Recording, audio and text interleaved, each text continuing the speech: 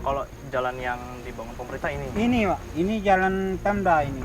Tapi kalau hujan berarti nggak ada yang bisa Nggak ada masuk? yang bisa. Sedangkan kering ini nggak hujan lagi nggak ada yang bisa.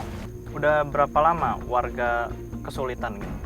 Kurang Keluar lebih 4 tahun Pak. 4 tahun? Saat ini sudah jam 8 malam, kita mengalami kendala lagi dan saat ini ban kendaraan kami bahkan pecah. Tadi sudah ditarik dengan kendaraan lain tapi belum bisa juga. Tapi jalan kan rusak Pak, gimana caranya mereka masuk atau bawa keluar gitu? Makanya kalau sekarang nggak bisa. Nggak bisa, nggak dijual? Nggak bisa. Udah berapa lama nggak dijual karetannya? Kurang lebih nih 3 bulan nggak bisa keluar. 3 bulan, berarti 3 bulan juga nggak dapat uang berarti? Iya nggak dapat.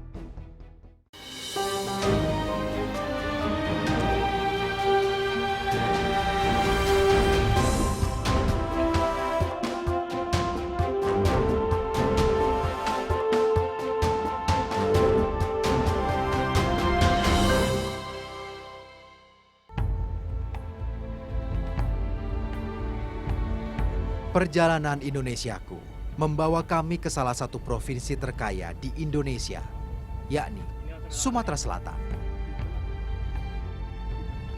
Provinsi yang sebagian besar kontur alamnya merupakan dataran rendah ini adalah 5 besar penghasil tanaman kebun dan tani terbaik Nusantara. Sayangnya, Sumatera Selatan justru memiliki banyak sekali desa penghasil tanaman kebun dan tani yang kesulitan untuk menjual hasil bumi mereka. Salah satunya adalah Kabupaten Banyuasin.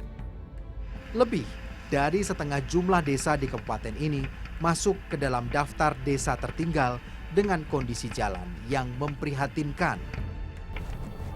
Di Kecamatan Tungkal Ilir ini ada 14 desa dan 2 diantaranya adalah yang paling terisolir di Kabupaten Banyuasin. Kita akan ke sana dengan mobil double gardan dan kita akan melihat seperti apa kehidupan masyarakat di desa Kluang dan juga Bentayan di sana. Selengkapnya dalam Indonesia. Sejak awal berangkat, kontur tanah berbatu sudah menyambut kami. 10 km pertama, hanya terlihat pohon karet dan kelapa sawit di kiri kanan jalan.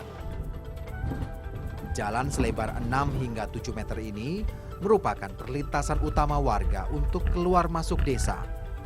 Jalan ini juga menjadi lajur utama penghubung ke seluruh desa di Kecamatan Tungkal Ilir. Truk-truk perkebunan karet dan sawit hilir mudik, namun jalan yang rusak menghambat laju kendaraan mereka. Sejak pagi, kubangan lumpur yang mengering membuat kendaraan tak bisa berjalan mulus.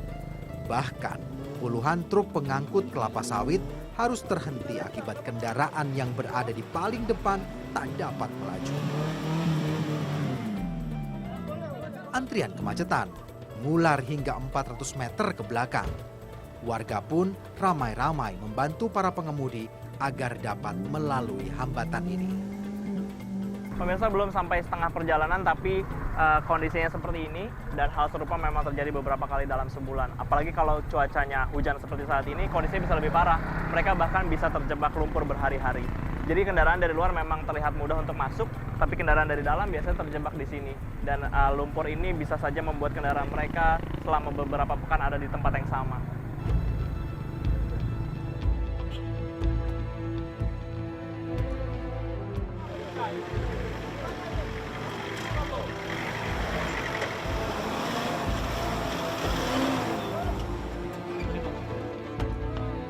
Cuaca di wilayah ini seringkali berawan. Bahkan dalam sepekan, selalu saja ada hujan. Hal inilah yang membuat kondisi jalan di Kecamatan Tungkal Ilir semakin rusak setiap tahunnya.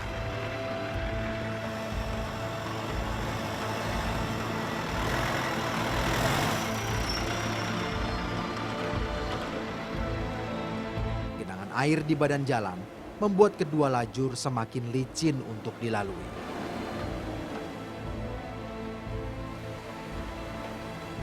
Padahal, perlintasan ini menjadi tempat lalu lalang warga untuk beraktivitas sehari-hari.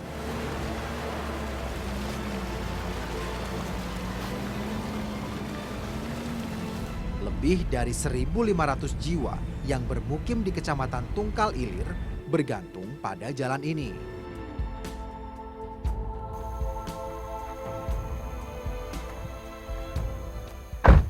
Pemirsa, sudah setengah perjalanan kami menuju ke Kluang dan juga Bentayan di sana.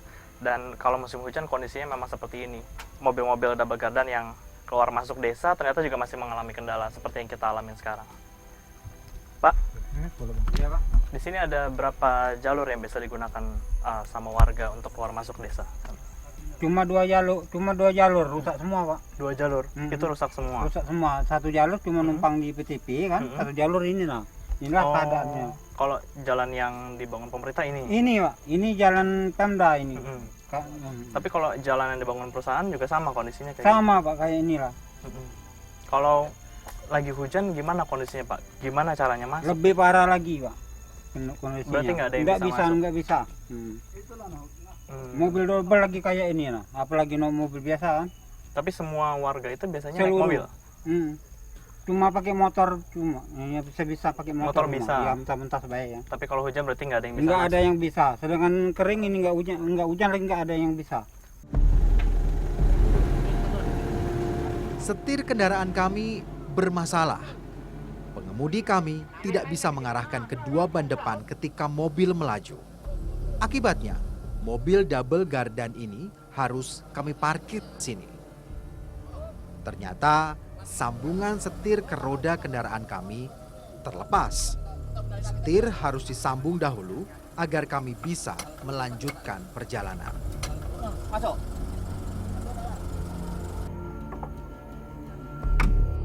Ada 2 jalan untuk menuju ke Desa Keluang, yakni jalan milik pemerintah Kabupaten Banyu Asin dan jalan milik perusahaan yang membuka lahan perkebunan di sekitar desa. Kedua jalan ini berada dalam kondisi rusak.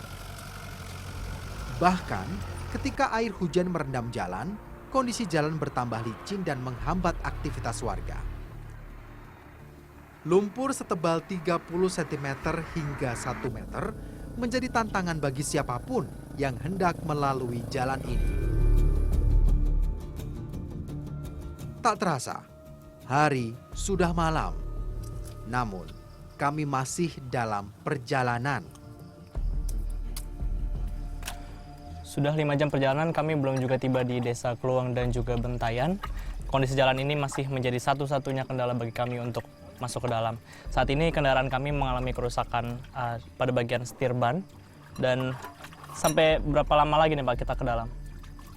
Kira-kira setengah jam lagi ya. Setengah jam lagi ya? Setengah jam lagi. 30 menit yang telah kami bayangkan menjadi angan-angan belaka. Nyatanya, beberapa jam kemudian kami masih berada di tempat yang sama. Disinilah saya tersadar bahwa masyarakat benar-benar dalam kondisi yang sulit. Bahkan untuk berkunjung ke dusun yang berbeda di dalam satu desa saja, mereka harus melalui hambatan seperti ini. Jarak antar dusun di dalam desa Keluang bisa mencapai 1 hingga 2 kilometer. Jarak yang jauh membuat siapapun yang terjebak dalam kondisi ini seringkali kesulitan meminta bantuan orang lain. Seperti kami saat ini.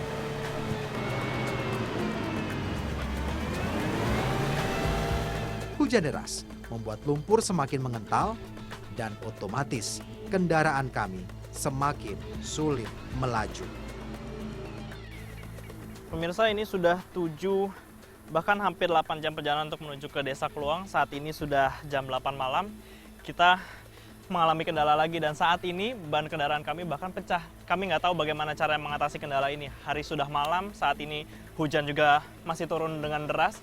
Tadi sudah ditarik dengan kendaraan lain tapi belum bisa juga. Kita akan coba bagaimana cara nanti menyelesaikan masalah ini.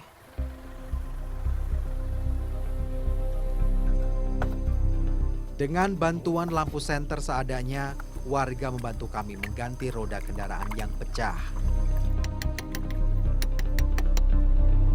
Akhirnya, kendaraan kami dapat kembali berjalan untuk melanjutkan perjalanan.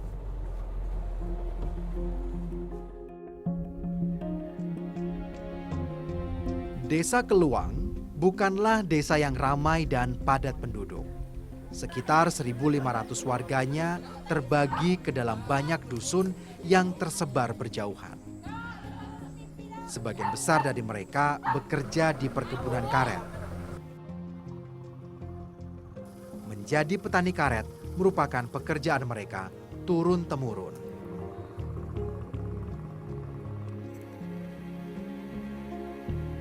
Lahan ratusan hektar di sekitar permukiman warga ini ditanami pohon karet. Terhitung sejak tahun 1980-an, kakek nenek mereka sudah menggarap tanah ini sebagai kebun bersama.